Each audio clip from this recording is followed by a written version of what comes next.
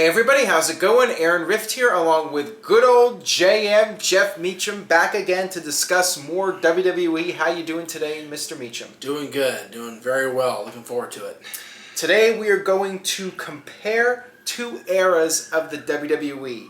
The Attitude Era versus today's WWE product. I guess you can call it the Reality Era. Some people call it the PG Era. Right. We'll look at different aspects of the WWE product and then look at each era and compare the two. Absolutely. First off, we'll start with the in-ring quality, the actual stuff that you see in the ring, the quality of the matches, the Attitude Era versus the 2015 WWE product. I think most people would agree that the current WWE roster is far superior when it comes to in-ring ability than the Attitude Era. Today you have lots of athletic superstars, guys that can do things that 2 decades ago were unheard of. I mean, guys today are coming up with all sorts of new innovative moves, and there's just more high-flying action. The matches are definitely faster paced now. You have guys like the Usos, you have Dolph Ziggler, you have Kofi, you have Seth Rollins and Dean Ambrose, all these guys that are really top-level athletes. I mean, yes, definitely. They're all high quality. You want to go ahead and add something? Well, and back then, in 1998, 1999, you had guys that were athletic, but not guys that were doing the over-the-top, crazy, high-flying stuff that a lot of the guys are doing now. It was not commonplace to have a high flyer each and every match or each and every show, doing something completely out of the blue. And now that is the case, and that's an influence from the guys that have come in the company the last 20 years. You got guys coming in from TNA, and guys coming in from Ring of Honor, and from the Indies. The stuff that CM Punk did when he was WWE champion, the WWE champion would never done that 20 years ago. There's just no freaking way. There's no way. You had those guys. You have guys now who are coming up in the Indies and coming up in the schools and getting properly trained, and knowing how to submit guys and how to effectively communicate a match in the ring, on the mat, and also in the air, and also on the outside. There's a great dynamic and a great mixture of everything. Right. Where, in the Attitude Era, everybody was a brawler. Everybody was this. Everybody was that. There was no real huge diversity as far as in-ring work. The characters were by and large diverse compared to now. Yeah. But the in-ring work is far superior now compared to what it was in the Attitude Era. And I think also part of it has to do with the fact that WWE is the main show. It's really the only game in town, and they can choose anybody that they want from any part of the country, any part of the world. Back in the late 90s during the Attitude Era, especially in the early part of the Attitude Era, many of their talents were stolen away from by WCW. Yep. And you were left with guys like DOA and the Godwins. Just not a very deep roster back during that period. No, and that's what's so frustrating about WCW being gone. They had the deepest talent pool of any company in the history of America, and they just couldn't get the job done. You had the Cruiserweights, you had the NWO, you had the Horsemen, you had all these different guys in WCW who would, balance out the roster with in-ring work and with characters and with this and with that. But they couldn't seem to all mesh together and just make a good product. And that's why Vince got laid back and took over. Yeah. So moving on here, let's talk about characters. We had, during the Attitude Era, a lot of interesting characters, to say the least. Oh, yes. You had porn stars like Val Venus. You had pimps like The Godfather. Yep. Definitely more edgier characters and more over-the-top cartoonish characters, even though they were moving away from that overall, focusing more on reality-based characters. But during the Attitude Era, I feel it was like a transition from the late 80s, where it was all cartoon-like characters, and then into the new millennium, the characters became more realistic and more personable, I guess you could say. Yeah, nowadays you have guys either using their real name or something close to it more often than not. Yeah. Or a real sounding name. Like Seth Rollins' real name is not Seth Rollins, but it sounds pretty close to a real name. You know, back then Seth Rollins would have been, you know, one of the disciples of the Ministry of Darkness or something. He would have been some weird, you know, wearing cloaks and, you know, it was weird. But like I talked about on Talk Wrestling with fuck, I forgot what I was gonna say. Anyway, the characters back then were, like you said, much more over the top, much more edgy, much edgier, much more diverse. Whereas nowadays, everybody kind of has the goal in mind of they want to be champion, not they want to be a minion of evil, not they want to be a Texas redneck who's kicking the boss's ass, not they want to be this guy. They want to be the champion. As much as they say that belts, titles have been devalued, people now are more reality driven toward the goal of being the best in the world, not about, you know, sacrificing people to their ministry or, you know, rock bottoming people on a pile of poop or, you know, some weird thing.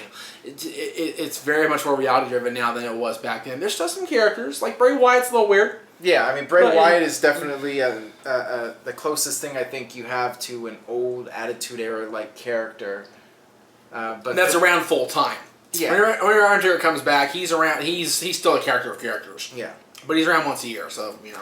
But, yeah, I wish today's product would have more types of characters like what we had during the Attitude Era, because to me, like, there's just so many guys that look exactly the same and they talk the same way, and, you know, a lot of that's due to everything being overly scripted. But to me, back in the Attitude Era, you know, there were more distinctive characters that were totally unique. There were no other characters like them, you know, like Gangrel, for instance. I mean, there was nobody else like Gangrel and the Brood. They were, he's still cooked to this day. Yeah, they were their own unique entity, and then they had Too Cool, the hip-hop guys. And Rikishi with them. Rikishi. You know, yeah, Rikishi is a great example of a multi-character person. Yeah. Rikishi was Samoan SWAT team. Then he was a head shrinker. Then he was a guy from the streets. Then he was the Sultan. Then he was Rikishi. Yeah, so if you had to give it to the Attitude Era today, which characters do you prefer? Oh, wow. If you'd asked me that when we started doing the shows 13 years ago, I would have said Attitude Era. If you ask me now, I say now. Really? I do. And I think now, because I have a 7-year-old son and he watches the show, if he was watching the show 15 years ago, I had turned it off within the first 10 minutes. Because with Stone Cold swearing, or Undertaker sacrificing this person, or The Rock talking about his feces, or Mankind pulling a limp white object out of his pants, or, you know, it's like, or and Val Venus, good grief. So, as a parent now, I prefer now. Yeah. If you asked me when we first started doing the shows, you and I, 13 years ago, oh my God, are we old? I would say the Attitude Era. Yeah, it's hard for me to say because I do think there are a lot of interesting characters in today's WWE. You have John Cena, you have Kevin Owens, and I do like the reality-based characters in CM Punk. I mean, they've all done a really good job just being themselves with the volume turned up. Yep. So it's really, to me, it's a close call. I mean, it is. I would say it's almost 50-50 for me personally. Okay. It's, you know, just different eras. Yeah. Moving on here, storylines. Oh, comparing today's storylines to the Attitude Era. In my opinion, this is an easy one. I would definitely say the Attitude Era had more intriguing storylines. And during the Attitude Era, it felt like you could not miss an episode of Raw. Every week the storylines advanced and they came out and they talked about the story. Now they come out, they talk about just winning the championship, you know, just going for the titles, and it's the same storyline repeated over and over again. Now you have the Authority coming out and just making matches, and, you know, the babyface coming out and trying to rebel, and then the Authority punishes them. It's the same thing every single week. Yeah. During the Attitude Era, it felt like must-see TV. It felt like, you know, if you missed one show, you missed a lot, and I just don't feel that today. Great example of that. Watching SmackDown, not the one leading to Money in the Bank, but the week before that. The opening promo was Seth and Dean. I did not fast forward through the entire thing. I said fast forward. He's going to talk for 20 minutes. And then Dean's going to come to the screen and talk for about 5. It's going to be useless and a waste of our time. Fast forward. And we did. I think we watched maybe the actual matches on SmackDown But every time somebody talked, because it's the same shit. And even it's the same stuff. Some people might think, well, during the Attitude Era, everything was so fast paced and that sort of thing. That's why you could not miss it. But there were storylines that dragged out for several months. I mean, you look at the Bret Hart storyline against America. That dragged out. Yep. The feud with Steve Austin and Bret Hart, that started before Survivor Series, and that lasted well into 1997, into the summer and even the fall. I mean, they kept going back and forth. Austin McMahon was a continual driving force of the Attitude Era from WrestleMania 14 up until July 1999, a year and a half later. And even still, Vince was off TV. When he came back, he was right back into it with Steve and with Triple H and with The Rock. You know, as much as people wanted to shit on Vince for being a overly involved character, he was a great heel. Yeah. And his storylines with anybody he faced in the company drove the company to new numbers, to bigger attendance, everything like that. You know, yeah, it was faster paced back then, but like you said, the initial feud of Vince trying to get the belt off Austin lasted almost a year. Yeah. And Undertaker and Kane, another storyline that started at Hell in a Cell when Kane... Well, actually, it started before that, months before. Paul Bearer... We were talking about Kane coming, yeah, in Paul summer '97. Paul Bearer doing the whole blackmail thing with The Undertaker, and then that eventually led to Kane coming in, and then that lasted for several months. They had the WrestleMania match, they did the Inferno match, they got back together, they split apart again. You know, it went on for a very long period of time, and, you know, there were all these different things happening, and if you missed something, you missed a key part of the story. Yeah, let me ask you this, because I never asked your opinion on this. Kane, when he inducted Paul Bearer in the Hall of Fame a couple years back, he said that the storyline of Undertaker and Kane was, in his opinion, the greatest storyline.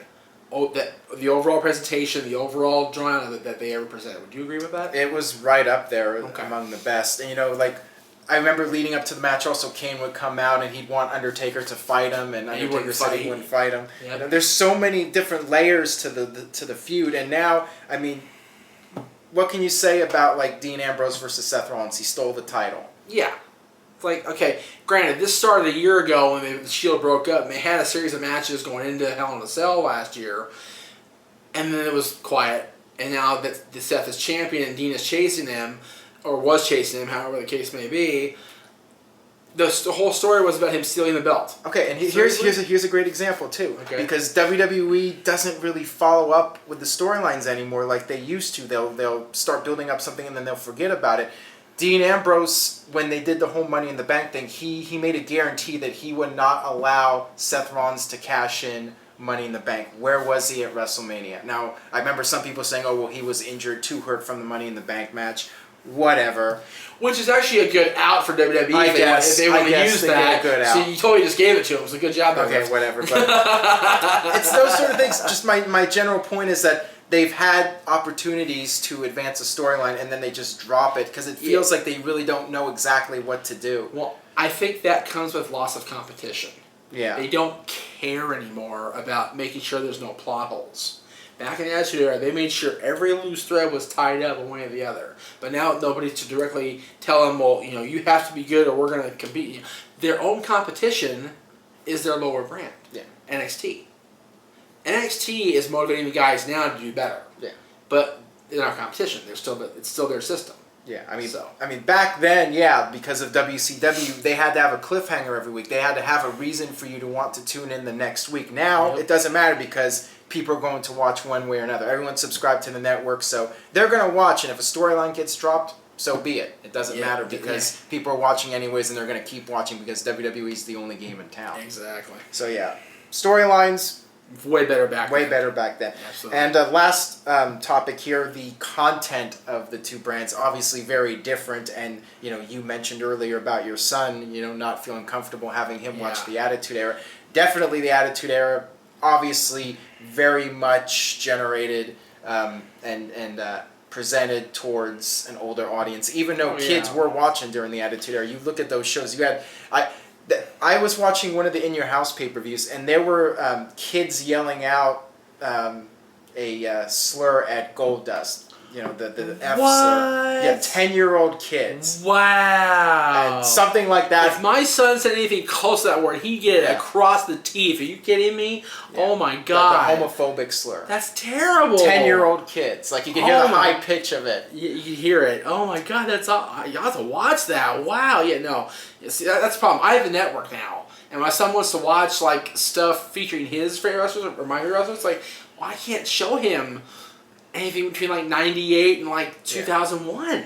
Yeah. Because it's just so bad. Not bad as far as quality and in terms of our favorite content, but the content now is PG for a reason. They're driven toward kids. John Cena is the superhero. Back in the 80s, Hulk Hogan was the superhero. But between the Hogan era and the Cena era, it was a very adult-themed product. Yes. And there's no way that somebody my son's age, or even, I'd say anybody before junior high school, should not be watching WWE in the Attitude Era at all. And honestly, and the fact that my mom would constantly ground me from wrestling for my grades in high school, and then she'd go back, okay, well, you have it back. And she'd walk in when, Val Venus stepped in the scene with Janet Jameson. She'd go, what are you watching? It's WWE. This is porn. I'd go, God. There's just no way back. There's no way it would work today. Society is too politically correct today. And rightfully so. Well, I mean, that can be a positive. That can also be a negative. The negative, I think, is just that it puts the handcuffs on a little bit. I think for some people because they're reserved and there's certain things they can't say. They have to be really careful, and things are overly scripted in WWE to make sure nothing's too offensive. And I miss the offensiveness in wrestling. I do miss when guys, in order to get heel heat, would use slurs and say controversial things like. Somebody on one of those In Your House pay-per-views, I think it was Brian Christopher, one of them made a comment about Taka Michinoku and his slanted eyes. Wow. And those are things that I miss just as old school wrestling fan, like, things that Roddy Piper would say and Greg Valentine talking about how JYD was this disgusting black man. Yeah. Stuff like that. Yeah. To get heel heat, I miss that. And now it seems like anytime somebody says even something remotely offensive, everyone blows up about it and says, that's out of line, and WWE, is worried they'll get the sponsors mad. And well, it's not just WWE. I saw a very controversial post on Facebook recently, and it's going to get me some letters, I'm sure. There's a picture of the towers, 9/11, on fire. How did we go from this to being afraid to offend that religion that they're supported by? Yeah. How do we go from being attacked by those guys to being afraid to offend them? Because we as society have turned into a bunch of chicken shits. That's exactly what it is. We're so afraid of offending our fellow man and hurting feelings. It's like, no, if you hurt me, I should be entitled to hurt you back. I don't want to be the bigger man today. Yeah. I don't want to do that. If Vince McMahon is going to hold me down as WWF champion and tell me I can't do this, I'm going to flip him the middle finger, kick him in the gut, give him a Stone Cold Stunner. It's like what I'm going to do. Yeah. And it's totally different. Yeah. It's totally different now. Yeah. And during the Attitude Era, you would have Shawn Michaels coming out with the Canadian flag and wiping his ass with it. Yeah, if you did that now, oh my God. Nobody besides the Canadians would complain about that. But now, if Kevin Owens steps on the U.S. title, that's just completely out of line. There was so much outcry. It's like, it's a championship belt. He wasn't trying championship. Oh, I know. Yeah, can't say belt. It was a championship title. He wasn't trying to offend Americans. He was trying to say, my title is more important than your title. He's getting heel heat. He's getting heel heat. That's what heels respond. I guess I don't like Kevin. Personally, I don't. But he's one of the best in the game right now. He just is. Because he can garner that visceral reaction because he's targeting the top superhero. But it depends how far he goes. Yeah. You and I both know if Kevin Steen was in WWE, he'd have been fined already.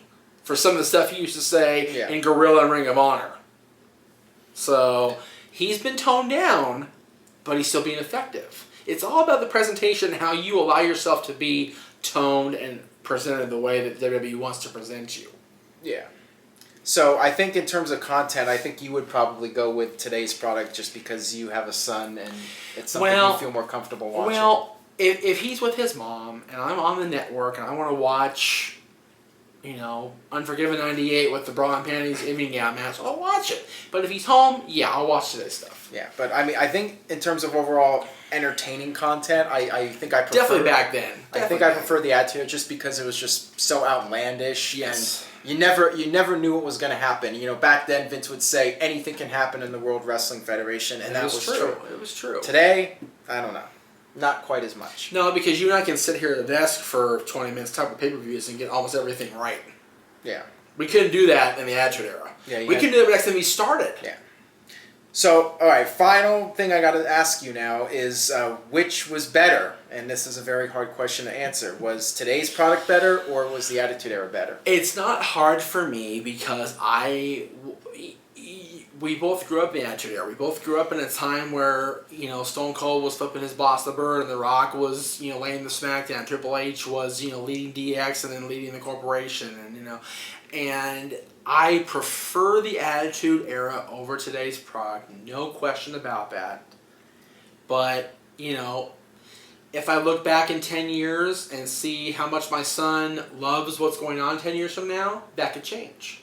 But for right now, at this moment, as I sit here in 2015, I prefer the Attitude Era over today's product. Yeah. I think I have to agree with you. Just as a viewer, I was more entertained by the Attitude Era overall. But I think Raw was a superior show back then. But today, I actually feel the pay-per-views are better now than they were back then. But then again, maybe that's because we're only spending $9.99 a month instead of $49.99 a month. We'll figure it this way.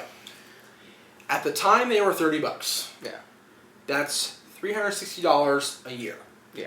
Compared to $120. Yeah, so it's hard to make that comparison. The thing is, with the pay-per-views, it's the culmination of what's been built up over several weeks. So on the pay-per-views, you get more wrestling-heavy shows, and that's why I feel today the pay-per-views are better. But back then, with the storylines and the build-up, it was better back then on watching shows like Raw and SmackDown. Yes. Because you had the better build-up. So it's just a matter of what your taste is. Well, that's why I like NXT. Yeah. NXT has just a itsy-bitsy bit of storyline on the weekly show to build toward the takeovers, but great in-ring action, too. Yeah.